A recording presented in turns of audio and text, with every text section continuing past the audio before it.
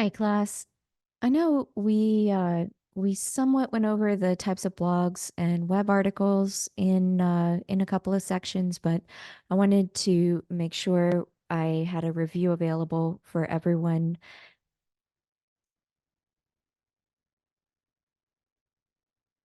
Now, the first type of blog we'll go over is the personal essay. This is the kind that's kind of the more traditional type. Back in the original days of the blog, it was more of a collection of thoughts, opinions, and experiences. So a little more of an editorial, so like giving an opinion type of thing, or um, more of a diary than really a well constructed news type of article.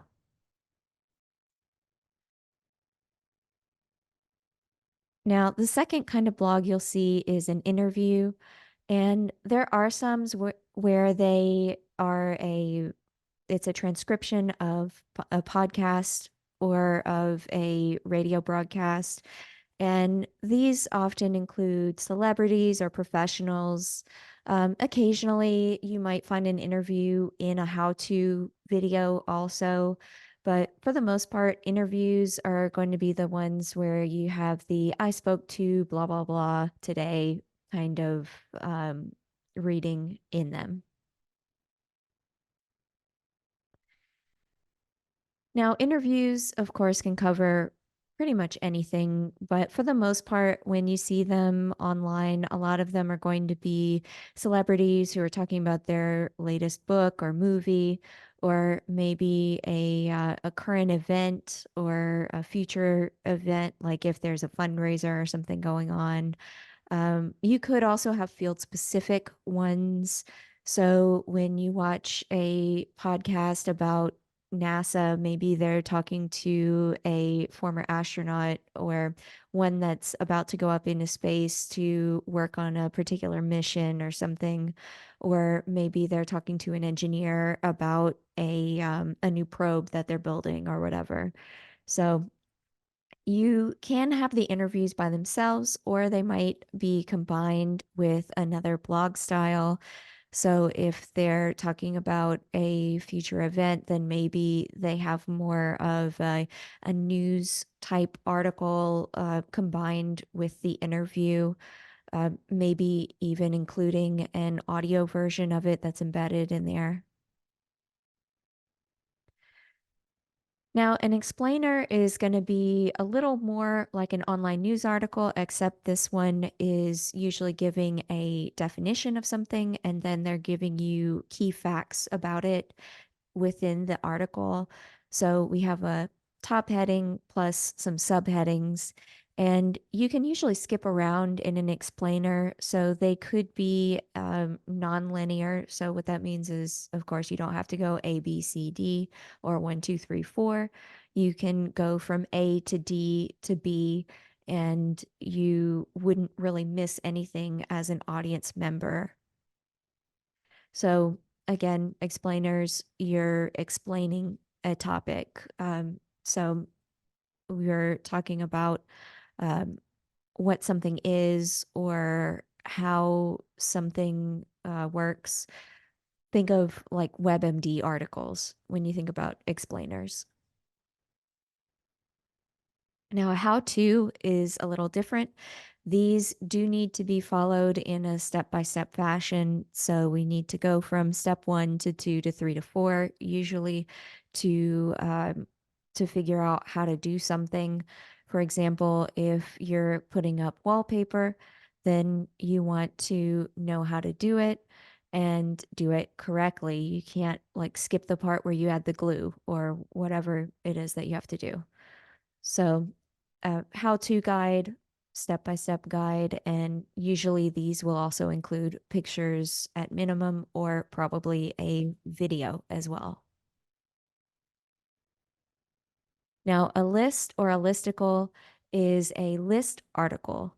And think of list articles as those like top 10 coffee shop type of things or a year-end review of the best music releases or the best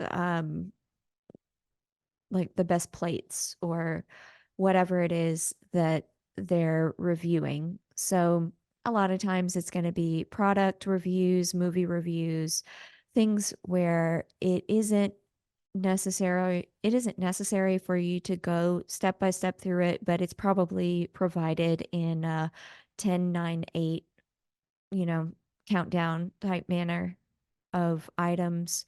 Or maybe they're including, like, this is our overall best watch, and here's the runner up, and here's the one that's the best if you're this kind of person or that kind of person, that kind of thing. Now, niche blogging can be combined with one of those other types that we talked about just now. So you could have a niche list, like if you're talking about the best of a particular kind of music instrument, like a synthesizer. Um, so you're focusing on one specific topic, and often not just within your article, but throughout the blog.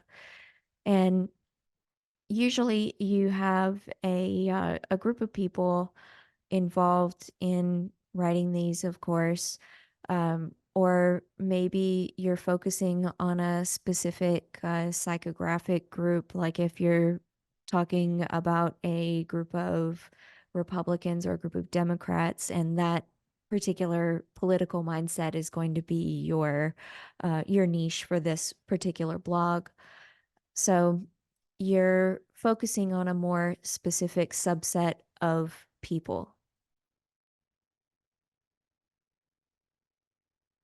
Now, the people writing for a blog can have, of course, shared expertise. Usually, if you're doing niche blogging, that means that you have people with similar backgrounds who are going to be writing those articles or researching and developing different concepts for it. Now, these people could be freelance writers that you hire, or you could have them regularly on your staff. Usually, you'll have a couple of editors in there as well who probably also write articles or research different ideas. And you might even have some audience contributions in there. Think about places like Pop Sugar. They do tend to solicit readers for topics or even for articles sometimes also. Now, news blogging is going to be the most formal of the styles. This is the one where we're basically taking a news article and instead of having the background and the other subsets in there by themselves, you're like without any subheadings or anything, you're going in and adding subheadings for each of the main ideas that you're pointing out in the article.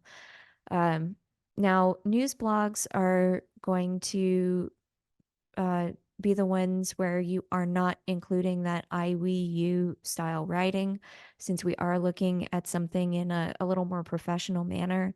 So less opinion type of writing and more of that traditional style of news writing.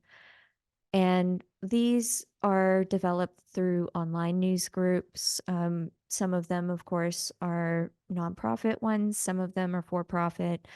It might be connected to a traditional TV or radio group, or it might be part of a larger syndicated newspaper that's still in print as well. Now, why would traditional news groups move online? Well, first of all, there's less overhead. You don't have to pay someone to run a printer or deal with issues of airtime whenever you publish online. And you also have more flexible scheduling.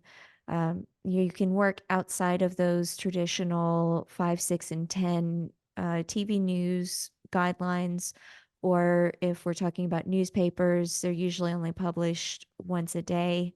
So you have to wait a whole day before you can print an update for an article, usually.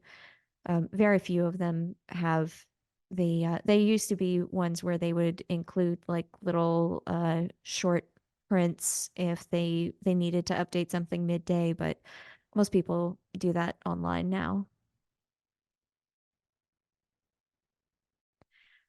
And of course, one of the other benefits of publishing online is you're able to expand your content.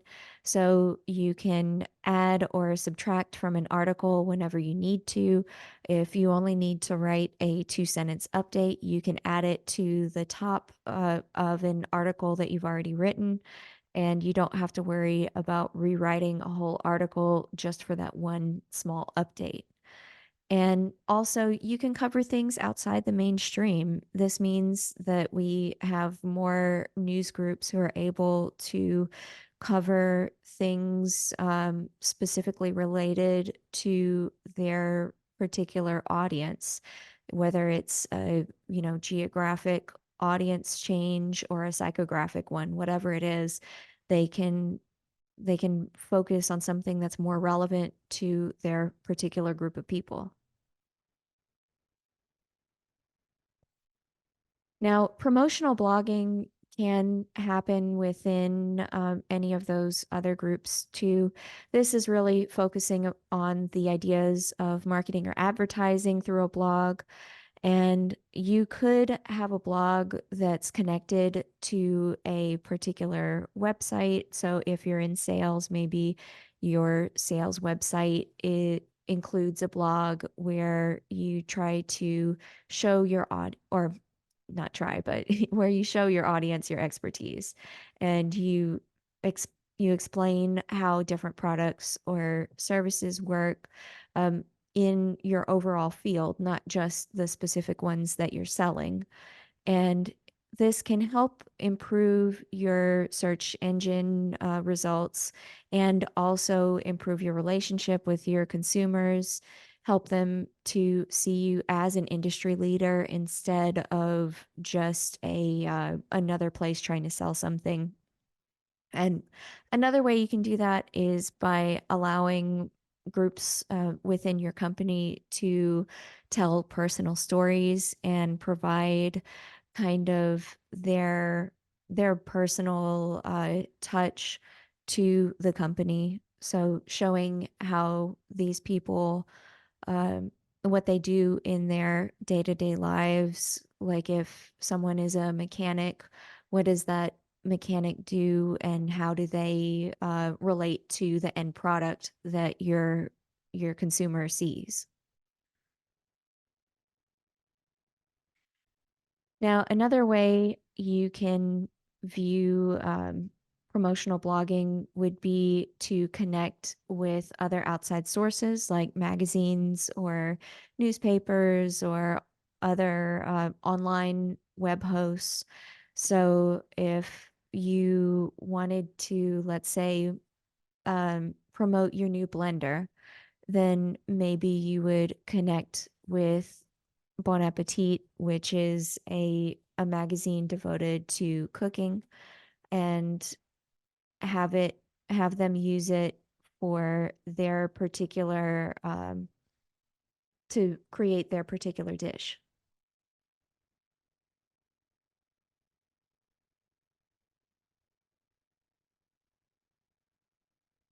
So, for example, here we have a recipe from Bon Appetit, and it's how to make Herbie Dutch baby with smoked salmon. And oh, Herbie, huh? Uh, anyway, so the um the dish basically they start out by writing a blog explainer article where they explain how to create this dish, what you need, products, preparation, how, so it's kind of a combination of an explainer and a how to. So they do a brief explanation and then explain step by step how to cook this item. And if you look at the website, you'll see that they have some product linked in here. For example, they have a blender listed on Amazon, cast iron skillet, citrus juicer, that kind of stuff. And it also tells you that all the products featured in here were selected by their editors, but they do receive a commission. So we're dealing with that kind of integrity issue right there as well, where they're explaining to the audience that, hey, we do receive a commission, but we're saying that we actually use this stuff also.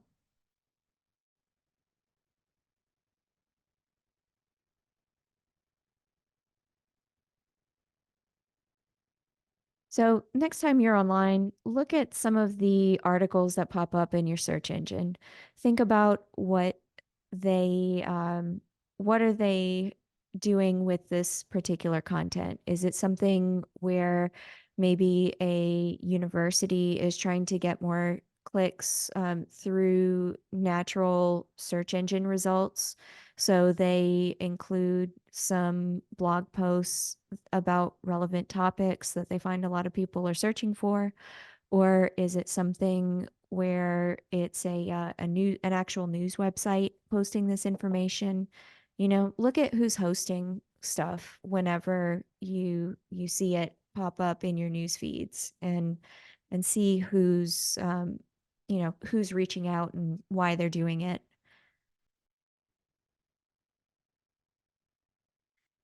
So let's look at blog and web writing elements.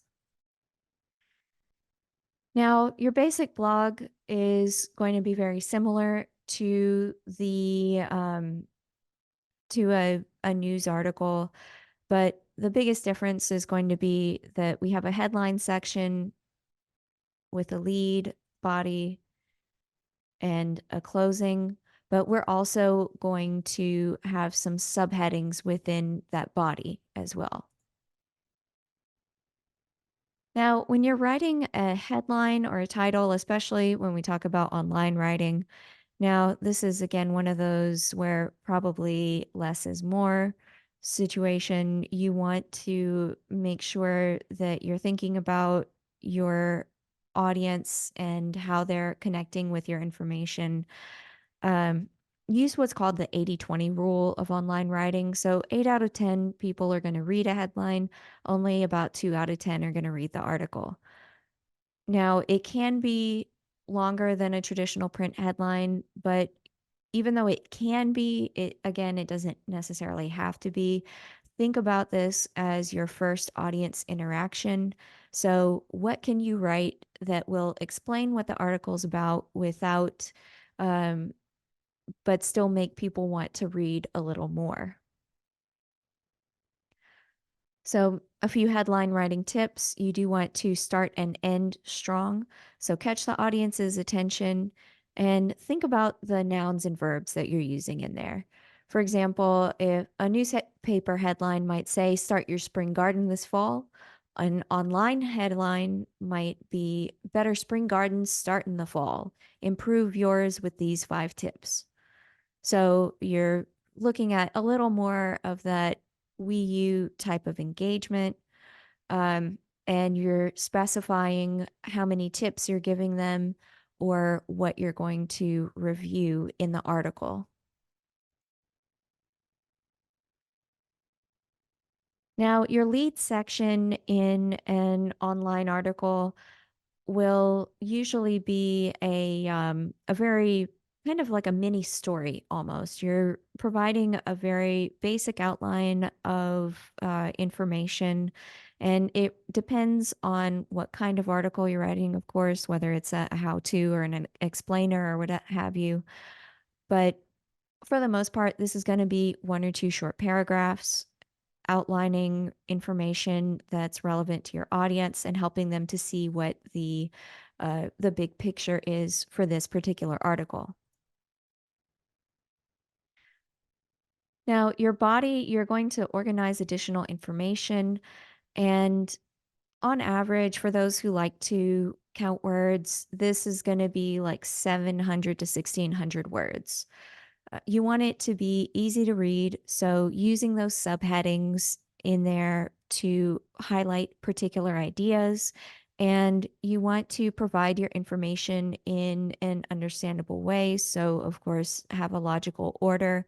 Now, of course, there are some articles, as I mentioned earlier, that are not necessarily read in order, but you want to provide it in an easy to understand way. And think about your audience's needs. Remember what kind of platforms they're using, and also that they're going to have a limited amount of time, probably whenever they're reading, or they might be going back and forth from your article to whatever it is that they're doing. So, the body general layout, no matter what kind of article you're writing, we're looking at a subheading with paragraphs.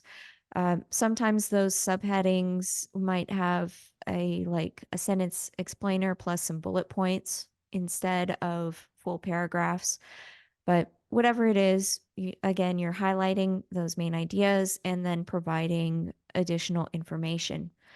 And you might also include photos or slideshows, videos, audio recordings, PDFs, what have you. Remember, this is online, so you're able to develop it a little more, add that extra dimension of maybe a short video or an audio recording if it was something that was a podcast, or even a PDF if you're referencing information like with news articles, if you're saying like according to this memo from the president, and you can actually include a copy of the memo there. Now, your closing, you're looking at developing more of a call to action and wrapping up your main ideas, very similar to what we talked about in news writing. So think about particularly moving quotes. Maybe you want to reference your introduction again, or the ways that your audience is going to use this information. And of course, you do want to check your work before you publish.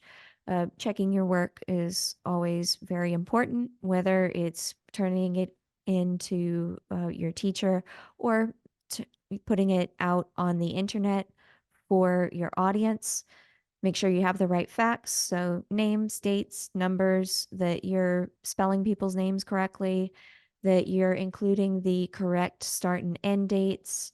You also want to check any hyperlinks. So if you include a link that someone can click on in the article, then make sure it works, that it's going to open in a new window also. Whenever you have something open in a new window, it keeps your web page open still so they can go back to it easily.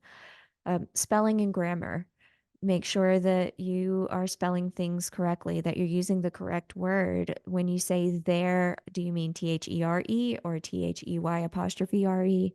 What kind of there do you mean? Um, and of course, reviewing your sentence structure. All of us go back and rewrite things.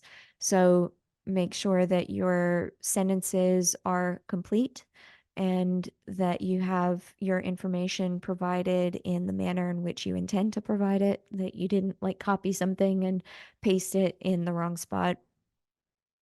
And also look at additional elements. Are all of your photos working?